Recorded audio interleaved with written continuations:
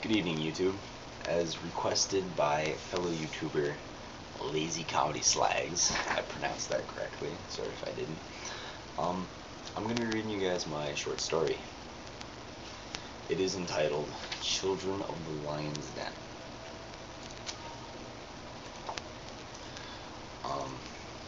So yeah, prepare for a good 10 minutes of me talking. There was a series of knocks at my bedroom window, 5 feet to my left. I didn't want to open the blinds to a prepubescent teen with a Halloween mask, so I just ignored it. It was 2 in the morning anyway. My cell phone suddenly started to vibrate itself into a failed suicide into the carpeted forest below, on the floor. I thought I was going to sleep tonight, but I guess not. The name Nico Lefebvre slides across the caller ID. Hello? Don't you ever answer knocks at your window, or are you too busy with other things? You catch my drift. That was you? I asked, sitting myself up. Yeah, now you gonna let me in? It's freakishly cold out here. He coughed. It was much quieter than his voice, proving he had moved his cellular away from his mouth. Yeah, want me to put coffee on and order a pizza too? I said as I walked down the stairs to the front door. Unhooking the swing lock and twisting the handle revealed my friend, outside, cold and on his Motorola Razr. Pizza would be nice, he said, closing the phone and smiling widely. What are you doing knocking on my window at 2 in the morning anyway?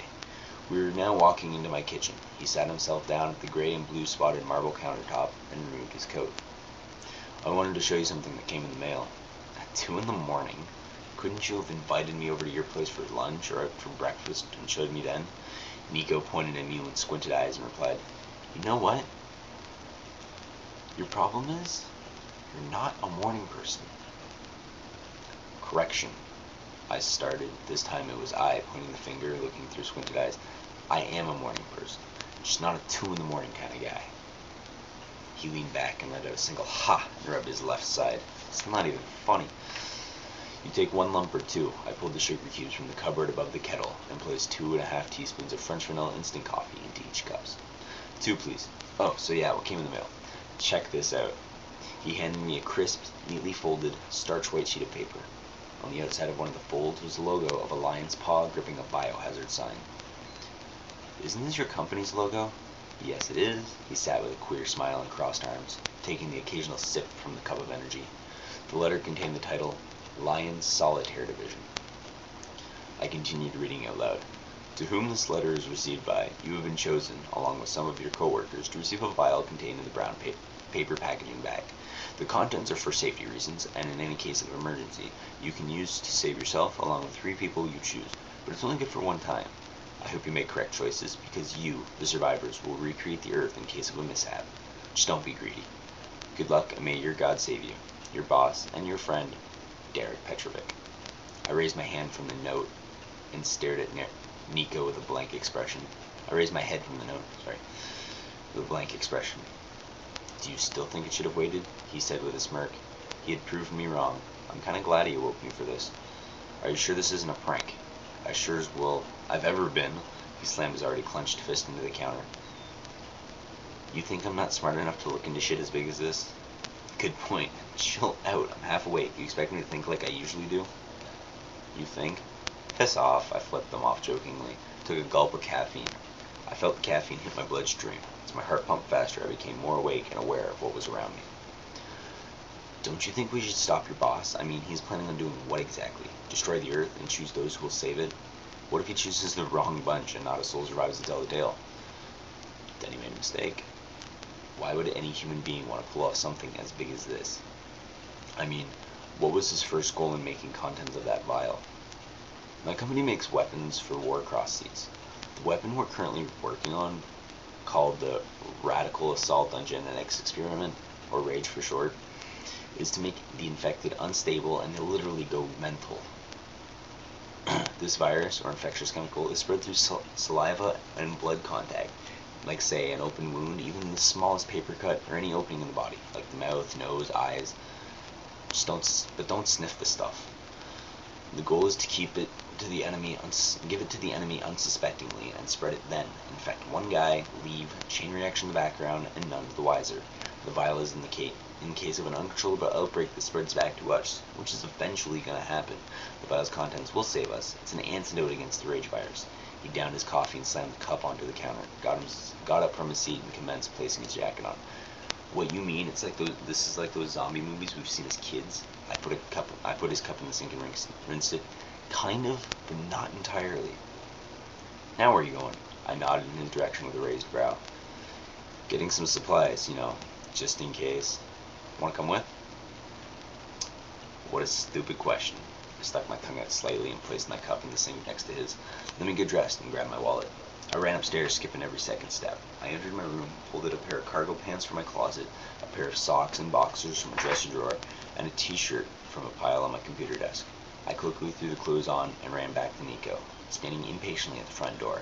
As I ran down the steps, I grabbed my house key, a sweater, and a pack of Mark 10 cigarettes off the old radio in the hall, plus a lighter that napped beside it. Dude, you really gotta quit that. I was lacing on my black steel-toe work boots as I replied. Why? We all die anyway. I might as well take something out with me. 'Cause I'm not going alone. I snickered, but I knew he was right. When we got outside, I placed my sweater on and zipped up. It was bloody cold out. I jokingly called out as we walked to Nico's car. I'll go shotgun. Well, duh, he exclaimed, looking back at me through the open hood of his sweater. Of course you get shotgun. You're the only one riding in my car. Get a sense of humor, bro. He unlocked the doors and we climbed in almost simultaneously. Wait, he said. 3 in the morning. Nothing's open. Dude, relax. Nothing says closed like a sign. Just drive and we'll find out when we get there. Man, nothing good is on these stupid radios nowadays, Nico muttered as I was spinning the station knob rapidly to randomize the station. Well, considering it's now 4 and no one is up, except for hardcore gamers, night shift workers, and insomniacs. Last time I checked, no one gave a damn about them unless they were protesting, on fire, dead, or in the process of becoming dead. We tuned into a news station. Residents of the Sherbrooke area are asked to stay indoors. If already outside, avoid picking up hitchhikers or stopping to ask for directions. There was a short pause, and the silence was deafening. Reports just in. Reports of witnesses claim that at least 5 police officers and 3 citizens were found brutally. Static flooded the speakers and drowned the sounds. The man never came back to finish his words. Dude, what the fuck did your company do? I guess it failed, man. Either that or someone needed to test it and got out. At least you got the vial. Me? I thought you had it. Damn it! He punched the steering wheel and then looked straight into my eyes. It's on your kitchen counter! Nico jerked the steering wheel and pulled a clean U-turn into no U-turning zone. Smooth move, you rebel. He brought his right arm up into his chest and extended it out, striking me in the left bicep and my nerves. You dip, what was that for? For free, he smiled. Nico is not a well-chiseled guy, but when he hits good, and you feel it instantly. Considering the fact that it is now 4:30 and not a car was on the highway, we kept driving back to Richmond. We were currently in between Sherbrooke and home, somewhere along Route 55, just outside of Windsor. The jet black 2008 Saab 9-3 was racing down the asphalt at over 200 kilometers, and that's when it happened. You see that? I pointed at the front window straight ahead. See what? Nico flipped his high beams on. Looks like someone's running at us. Dude, you must be dreaming because I don't see any. Oh my god! He jerked the steering to avoid the runner. He must have snagged the black tires on the pothole or some gravel. The Saab skipped up the back wheels and skid good 20 feet before going side over side and halting upside down, 100 yards from where it had started to skid. I think he's gone. Hudson, you okay, bro? I could hear his voice fade as my grip with consciousness slipped with every passing moment. After 10 seconds of hearing his voice, I passed out. As I came to, I heard 2 voices. It wasn't Nico's, and obviously not mine. Ryan, over there, you see that? Where? In the damn woods, 2 of them. A gunshot rang out, then a second almost directly after. I didn't know what they got, but the smell of gunpowder and sweat was filling the air. Johnny, make sure the 2 of them are still alive. For piss sakes, bandage that bugger up. He looks like he's bleeding out. The second voice, the Ryan guy, was obviously English, maybe from London or northern Manchester. The other guy, Johnny, must have been from around here because he didn't have an accent. Maybe an American. I felt blood on my face, and I couldn't move. I felt someone beside me. I wasn't sure if it was Nico or one of the 2 others. All I felt was a brush of warm skin against my forearm.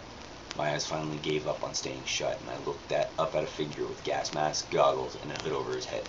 The sun reflected itself off the lens of the goggles and felt warm on my face, despite the blinding whiteness that filled my sight.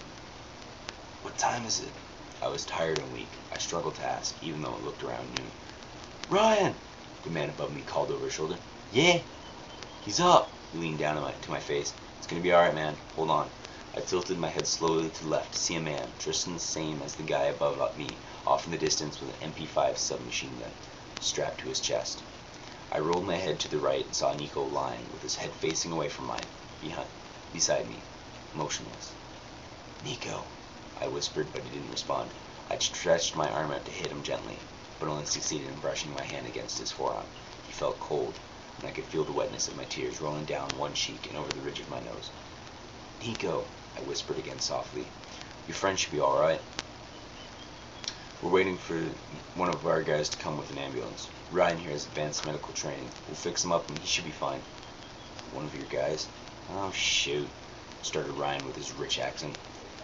"Where are our mounties? I'm Staff Sergeant Ryan Douglas of the Municipal Sherbrooke SWAT Force, and this here is my good chap, First Lieutenant Jonathan Martin, of the same force, along with the guy who's on his way, Joey Cadet, Private First Class."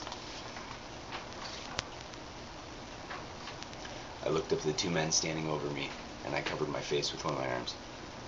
"It's Hudson. I live in Richmond. I work at Illusion Skateco in Sherbrooke, and this is my friend Nico Lefebvre. He also lives in Richmond." I was still lying on my back on the cold cement, scared and confused. "I work for the Lions Solitaire Division, not too far from here."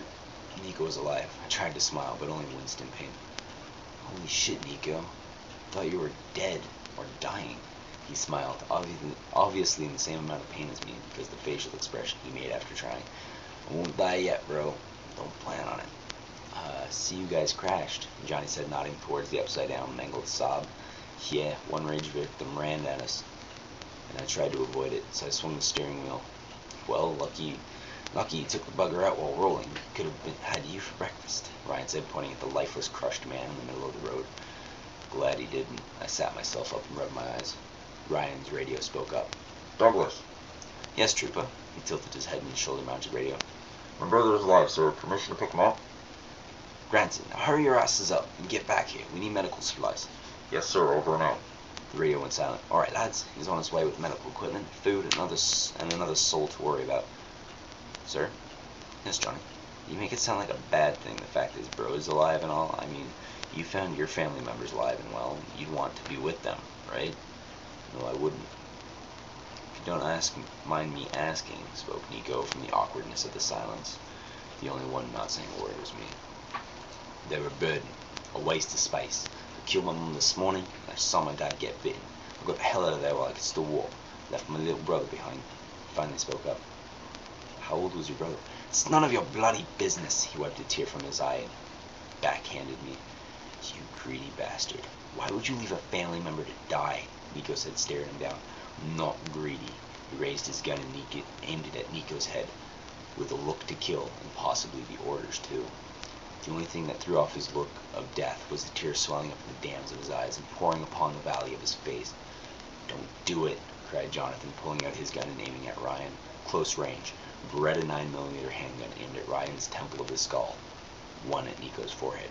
If one trigger was to be pulled, another would sound off. I jumped up and tackled Ryan to the ground. My shoulder must have hit his ribs. I could feel the air seep from his lungs and leak out the opening of his mouth. We crashed into the cement and the Beretta hit the ground, skipped and slid under the toe of Nico's sneaker. I noticed Jonathan still had a lock on Ryan, but I was obviously in the way when he instantly dropped his aim to the ground and raised it again. Ryan raised an arm, bent it, and lowered his elbow into my collarbone. I felt it strike. A jolt of pain shot through my body, so I rolled off of him and held a grip of my shoulder, not knowing if it was broken or not. Nico bent for the Beretta, picked it up, and held it at point-blank range to the back of Ryan's head. "Leave him alone, or I will pull this trigger and paint the ground with your head." Ryan eased up and placed his arms in the air. "Okay, chap, easy does it now. I didn't mean for anyone to get hurt. Just didn't want to fucking talk about it." He heard sirens in the distance, and I was still in pain. I looked up to see an ambulance racing down the road towards us, honking its horn and slamming the brakes to a halt. Two men stepped out. One was dressed the same as Jonathan Ryan, the other was in everyday clothes, like Nico and I. "This is the last time I'm letting you drive, Jesse," the masked man said, pointing at Jesse's face. Well then, I guess I'll have to find me a car.